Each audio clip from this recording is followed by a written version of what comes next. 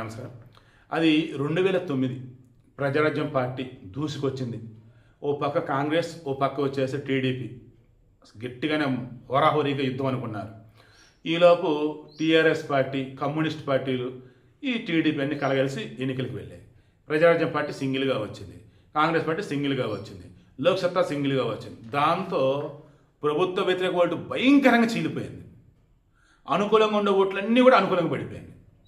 ఎంతగా చీలాయంటే లోక్సత్తా కొన్ని చోట్ల ఓట్లు సాధించిందే, ఆ ఓట్లు టీడీపీ కనుక పడ్డట్టయితే ఈజీగా 2009 టీడీపీ గెలిచి ఉండేది.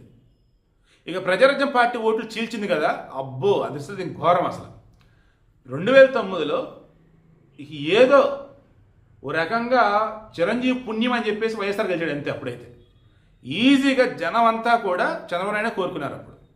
ఇదంతా ఇప్పుడు ఎందుకు చెప్పానంటే, ప్రభుత్వ వ్యతిరేక ఓటు చీలి ఆ రోజు వైఎస్ఆర్ గెలిచాడు. ఇలా తమిళనాడు కూడా 2026లో రిపీట్ అయిందని చెప్పి స్టాలిన్ అనుకున్నాడు. దాంతో టీవీకే విజయను ఒంటరిగానే పోటీ చేయించాడు.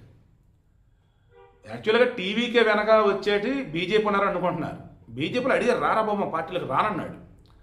సింగిల్గా వెళ్ళని చెప్పేసి స్టాలిన్ చెప్పాడని అంటారు. ఎందుకు?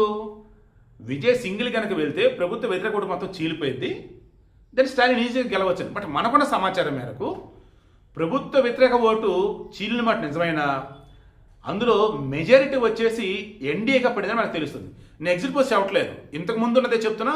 ఈరోజు ఆ ఓటింగ్ సరళని బట్టి నాకు అర్థమైంది చెప్తున్నా. మ్యాక్సిమము సిటీలలో ఉన్నటువంటి వాళ్ళు ఎన్డీఏ సైడ్ వచ్చేసారు. అన్నా డిఎంకే, తర్వాత బీజేపీ, రిమైనింగ్ మరి కొంతమంది. ఈ డిఎంకేకి ఉన్న చూసావా, వాళ్ళకి వచ్చేసి ఆల్రెడీ ఎగ్జిస్టింగ్ వాళ్ళు యాంటీ హిందూ మొత్తం డిఎంకేకి. క్రిస్టియన్లు ఉన్నారే వాళ్ళు ఓట్లు చీలిపోయినాయి. క్రిస్టియన్లు వచ్చేసి అత్యధికం ఈసారి విజయ్కి వేశారంట, ప్రభు బిడ్డ అన్నట్టు. ఇక్కడ ఉదయనిధి స్టాలిన్ బ్యాచ్ వచ్చేసి ఏంటి, యాంటీ హిందూ వాళ్ళు. ఏకంగా సనాతనమైన మలేరియా డెంగ్యూతో పోల్చేటవాడు, వాడికి ఓట్లు లేరు. అండ్ ఈసారి కొంగునాడు అండ్ నార్థన్ తమిళనాడు ప్రాంతంలో, అంటే ఉత్తర తమిళనాడు, పశ్చిమ తమిళనాడులో అత్యధికంగా కీ రోల్ ప్లే చేసిన వాళ్ళు మన తెలుగు వాళ్ళు. అండ్ చంద్రబాబు నాయుడు, పవన్ కళ్యాణ్ అక్కడ క్యాంపెయిన్ చేసి వచ్చారు.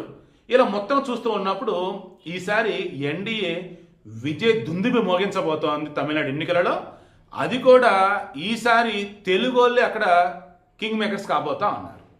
ఓవరాల్గా అన్నప్పుడు 2009లోనేమో చిరంజీవి ప్రజారాజ్యం పార్టీ పెట్టి ఆనాడు ఉన్నటువంటి అధికార పార్టీ వైఎస్ఆర్కి ఫుల్ హెల్ప్ అయ్యాడు. బట్ ఈరోజు టీవీకి పార్టీ పెట్టి అధికార పార్టీ అయినటువంటి డిఎంకేకి, స్టాలిన్కి భయంకరంగా ఓడించడానికి కారణం కాబోతున్నాడు మన విజయం మనకు తెలుస్తూ ఉంది. ఈరోజు ఫస్ట్ ఫేజ్ అయిపోయింది. సెకండ్ ఫేజ్ వచ్చేసి రేపు 27, 29 ఉన్నట్టుంది. కౌంటింగ్ వచ్చేసి రేపు 4వ తారీఖున. నేను చెప్తున్నాను కదా, తమిళనాడులో ఈజీగా గెలిచేదైతే ఎన్డీఏ నాకైతే అనిపిస్తుంది. మే 4వ తారీఖున రిమైనింగ్ విషయాలు మాట్లాడదాం.